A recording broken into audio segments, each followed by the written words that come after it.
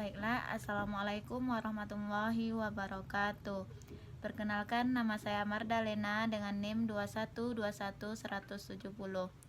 Baiklah, saya akan memenuhi syarat UAS materi pembelajaran fikih, yaitu yang pertama saya akan menjelaskan tentang kaidah-kaidah usul fikih, yang judulnya yaitu tentang konsep fikih, fuqaha, dan kitab-kitab fikihnya. Baiklah, yang pertama yaitu tentang fikih. Nah, fikih ini secara bahasa yaitu adalah pemahaman. Berarti kita itu harus paham secara mutlak tentang hal tersebut. Sedangkan fikih secara istilah yaitu suatu ilmu tentang hukum syariah terhadap apa yang kita lakukan dan diambil dari dalil-dalil yang rinci, bisa dari Al-Quran dan hadis. Nah, syariat itu kan diberikan oleh Allah Subhanahu wa taala terhadap yang kita lakukan seperti sholat, puasa, dan diambillah dari dalil-dalil yang rinci. Nah, adapun yang menurut ulama usul fikih, fikih dalam mendefinisikan fikih ini yaitu yang pertama fikih menurut Al-Burhan. Nah, fikih menurut Al-Burhan ini ialah dia mengatakan bahwa fikih itu merupakan ilmu atau pemahaman tentang hukum taklifi. Nah, hukum taklifi di sini yaitu hukum yang digunakan oleh seorang muslim yang sudah balik atau berakal dalam menjalankan setiap aktivitas kehidupan. Nah, yang kedua yaitu fikih menurut Al-Mustafa Imam Al-Ghazali. Nah, menurut Al-Mustafa Imam Al-Ghazali ini, fikih ialah mengatakan bahwa fikih ini merupakan ilmu tentang syariah yang sudah pasti ada dalilnya, atau tentang segala yang dikerjakan manusia itu terkait kewajiban, larangan, dan kebolehan. Nah, selanjutnya kita masuk kepada fikih. Fikih ini terbagi menjadi 4. Yang pertama yaitu tentang fikih ibadah. Nah, fikih ibadah ini adalah hukum yang mengatur ibadah manusia dengan Allah Subhanahu wa taala. Contohnya seperti zakat, sholat, puasa, dan haji. Nah, yang pertama kan sholat dulu. Sholat ini kan hukumnya wajib dalam Al-Quran. Surah Al-Baqarah ayat 110 menjelaskan Bismillahirrahmanirrahim, wa aqimus sholata wa atuz zakah. Nah, artinya dirikanlah sholat dan tunaikanlah zakat. Nah, berarti kita tata caranya itu, sholat itu kan sudah diatur dan sudah diatur di dalamnya. Dan Nabi Muhammad SAW mengatakan, sholatlah kamu sebagaimana aku sholat, maka sholat itu sudah ada juga aturan di dalamnya. Selanjutnya yaitu tentang zakat. Nah, zakat ini kan wajib bagi kita setiap umat muslim. Nah, zakat ini sudah ditentukan juga di dalamnya, yang berapa zakat itu harus dikeluarkan, seperti apa yang harus dikeluarkan. Nah, selanjutnya masuk kepada puasa. Puasa di sini terdapat dalam dalil Al-Quran surah Al-Baqarah ayat 183. Bismillahirrahmanirrahim. Ya ayyuhallazina amanu kutiba alaikumusiyam kama kutiba alal ladzina min qablikum la'allakum tattaqun. Nah, wahai orang-orang yang beriman, diwajibkan atas kamu berpuasa sebagaimana diwajibkan atas orang-orang sebelum kamu agar kamu bertakwa. Nah, berarti dari dalil Quran surah Al-Baqarah ayat 183 ini, semuanya kita itu diwajibkan untuk berpuasa. Nah, tetapi ada juga yang tidak diwajibkan dalam berpuasa, yang contohnya wanita yang lagi haid atau nifas. Nah, itu tidak diwajibkan untuk melakukan puasa. Nah, fikih ibadah dalam puasa ini ada juga syarat-syaratnya, seperti Islam, balik, dan mampu. Nah, jadi sudah ada juga aturan di dalamnya puasa ini. Nah, selanjutnya yaitu tentang haji. Nah, haji di sini kita itu diwajibkan bagi kita yang sudah mampu. Sudah banyak hartanya, berarti kita itu diwajibkan untuk melakukan ibadah haji. Nah, tapi kalau seandainya kita belum ada belum mencukupi atau belum mempunyai harta yang banyak, maka kita tidak diwajibkan untuk melakukan ibadah haji. Nah, haji ini sudah ditentukan juga di dalam rukun dan syarat dan sebagainya. Nah, selanjutnya kita masuk kepada fikih muamalah.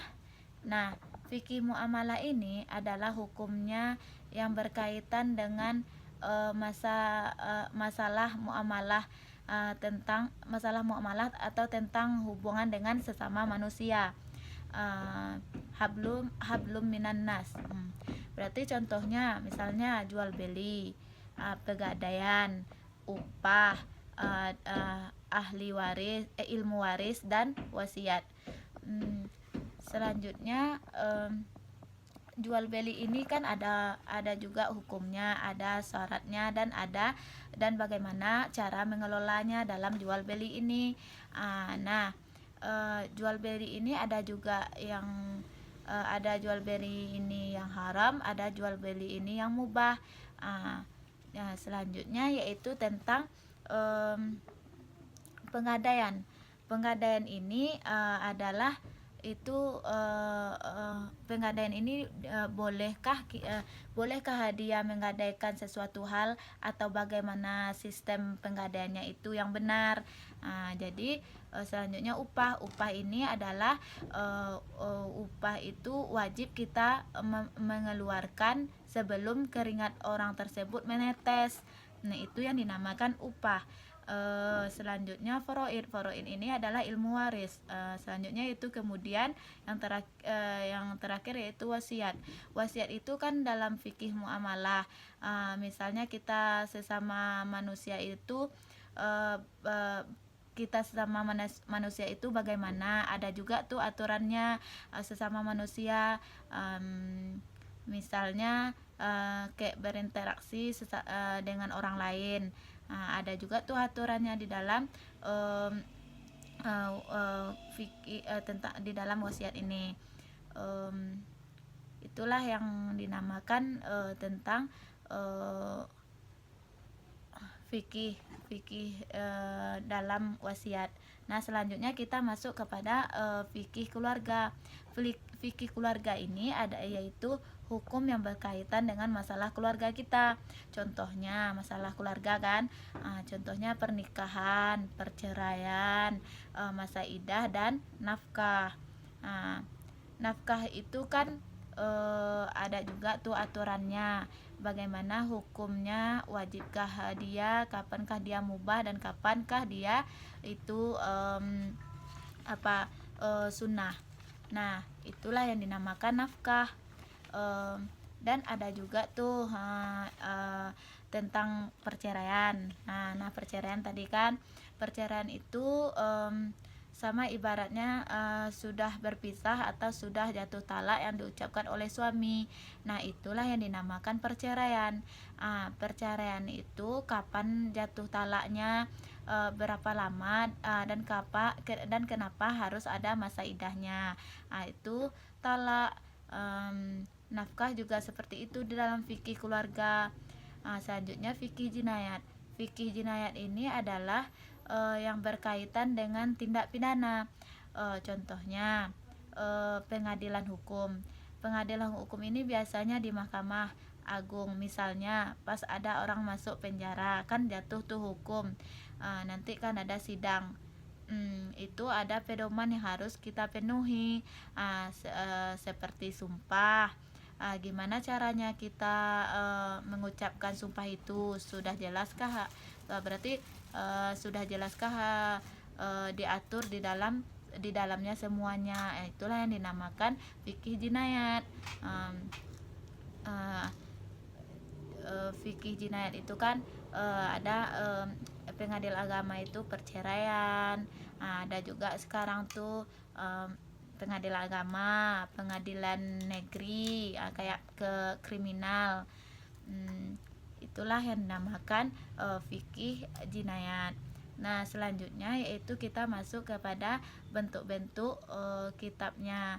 Nah, bentuk-bentuk kitabnya ini yang apa tuh kan, kitab fikih itu kan karya tulis para fuqaha yang berisi kumpulan fatwa dan pembahasan fikih. Nah, jadi bentuk-bentuk kitab dari fikih ini bisa kitabnya itu sendiri. Misalnya kitab-kitab ini terkandung di dalamnya itu hasil dari pemahaman orang-orang yang paham fikih. Bisa jadi diartikan disebut dengan fuqaha. Nah, pengertian fuqaha ini adalah orang-orang yang memang paham dalam ilmu fikih, itu yang disebutkan fuqaha. Orang yang ahli dalam bidang fikih disebut fuqaha. Nah, selanjutnya kita masuk kepada ulama-ulama fikih fuqaha. Nah, ulama-ulama fikih fuqaha ini ada 4. Yang pertama yaitu Imam Hanafi. Nah, yang kedua yaitu Imam Maliki, dan yang ketiga yaitu Imam Hambali, dan yang keempat yaitu Imam Syafi'i. Nah, itulah yang dinamakan dengan ulama-ulama fikih. Ulama-ulama fikih fuqaha.